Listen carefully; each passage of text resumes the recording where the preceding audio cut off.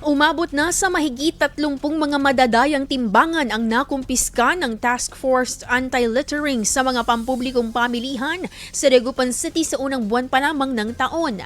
Sa panayam ng IFM News Dagupan kay Task Force Anti-Littering Team Leader Carlos Galvez, mas pinaiigting ang inspeksyon at monitoring bagamat hindi sinasabi ang schedule upang hindi ito mapaghandaan ng mga tinderang may madadayang timbangan.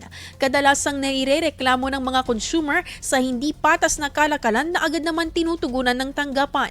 Wala rin umanong warning o offense sakaling napatunayang madaya ang timbangan, subalit kukumpiskahin na ito agad para sa tamang disposisyon.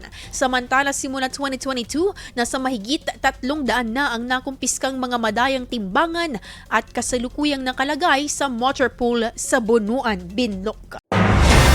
IFM News. IFM News. IFM News.